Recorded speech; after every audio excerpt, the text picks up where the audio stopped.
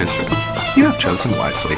Boycotting the Jewish nation is a great way to show your lack of support, and the only way to put a stop to their use of such underhanded methods as walls, checkpoints, and diplomacy to secure their borders. Of course, if you're going to boycott, you'll need to do it properly.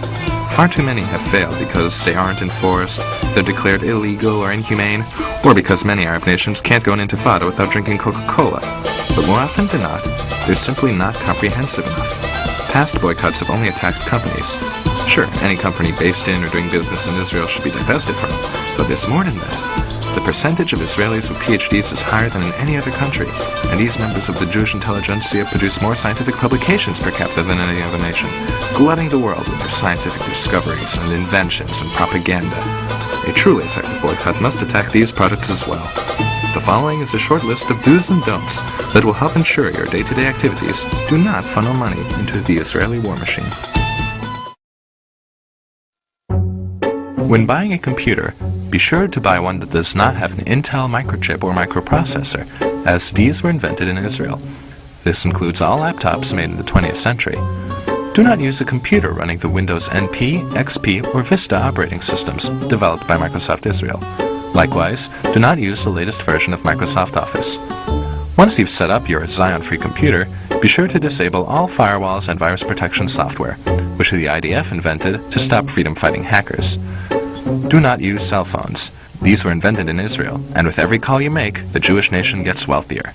If you absolutely must use cell phones, do not use the camera phone function, as the camera chip is also an Israeli invention.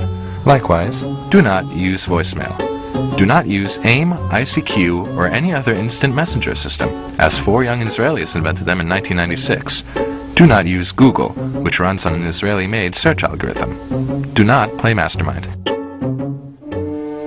If you're a farmer, do not use water-saving drip irrigation on your fields. Although water may be scarce in some areas, this technology was developed in Israel, and surely you can spare some water to bring down Zionism. Do not drive or support hybrid or electric cars, as Israel has invested millions into green technology, and is even considering installing an electric car grid over the entire nation. As an added bonus to driving inefficient vehicles, much of the extra money you'll be spending on gasoline will go to fund freedom fighters like Hezbollah and Al-Qaeda.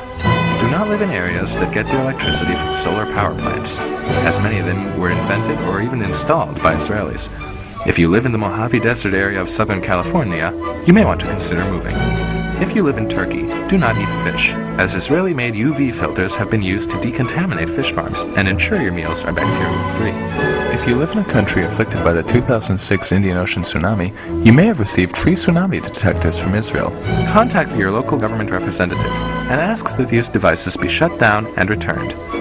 If you are involved in street gangs, organized crime, or freedom-fighting groups yourself, do not use Uzis or Desert Eagles. There are plenty of American-made weapons easily available to aid in your elimination of the Jewish state and its inhabitants. However, note that the United States military receives much of its ammunition from Israeli manufacturers. Therefore, do not serve in the United States military. Don't let politically correct liberals fool you. The stereotype of the greedy and talented Jewish doctor is tried and true. Here are some ways to ensure that Israeli medicine men don't profit from healing your sickness. When receiving medication while hospitalized, make sure the doctor writes the prescription by hand on paper, and that no computers are used to ensure proper administration of drugs. This system was designed by Israel, and the lives it saves are thus responsible for the suffering of hundreds of healthy Palestinians. Doctors, do not use Givun Imaging swallowable camera pill to assist in getting gastrointestinal diseases diagnosed. Patients, do not swallow such a pill. Do not install baby sense monitors to prevent sudden infant death syndrome. Do not use the clear light method to treat acne. Soap and water will do just fine. Do not use the drug Copaxone to fight multiple sclerosis. Soap and water will do just fine. Women, please insist on using methods that require radiation for diagnosing breast cancer, as the fully computerized radiation-free alternative is an Israeli device. Doctors, do not inform your patients of the existence of this alternative. Do not donate money or blood at drives organized by a branch of the International Committee of the Red Cross. In 2006, they accepted Israel and Magen David Adom into their organization, despite the valiant efforts of Red Crescent to prevent this over the years. If you develop a heart problem, insist that your medical practitioner not install cardiac stents to keep your blood flowing, or use a new device that helps to heart pump blood, or any other treatments, as many have been developed by Israelis. In fact, it may be preferable to eat right, exercise, and avoid smoking to ensure your heart will stay healthy, and to ensure no Jews get a chance to profit from saving your life. If your children have heart conditions and you cannot afford surgery to save them, do not let Israeli charitable organizations like Shevet Achim or Save a Child's Heart provide them with free medical treatment. Though they will fly your child to Israel and have cardiologists operate on him or her there, and though they offer this service to all children, including those in Arab nations and Palestine, you must be stronger.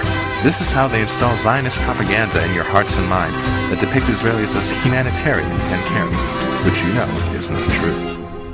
2. Buy conflict diamonds. Israel was the first nation to adopt the Kimberley process to ensure diamonds do not come from conflict regions. By buying blood diamonds, you are making a political statement against the actions of the Israeli government, as well as a fashion statement of looking stylish.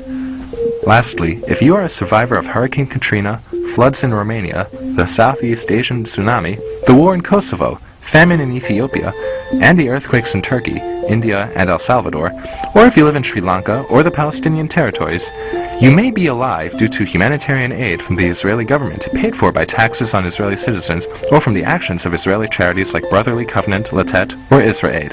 Please kill yourself.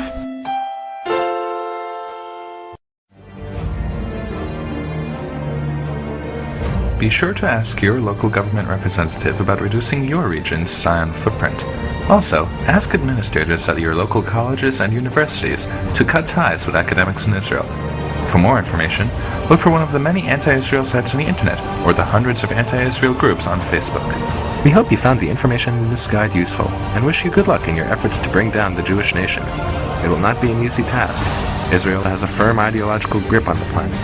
They have convinced many that they are the victims, to the point that in the United States both Democrats and Republicans take pro-Israel stances. Fortunately, not everyone has been fooled. With the help of such powerful allies and boycott advocates as the Arab League, OPEC, the British Universities and Colleges Union, the Presbyterian Church, and Jimmy Carter, you too can put an end to the Israeli success story. After all, Israel is the 100th smallest nation in the world, has no oil or precious resources, a terrible job market, and nearly all of their tax dollars are spent on military defense and humanitarian aid. They can't keep that up forever, and with the help of dedicated divestors such as yourself, perhaps one day the world can be free from Israel and go back to the way it was before.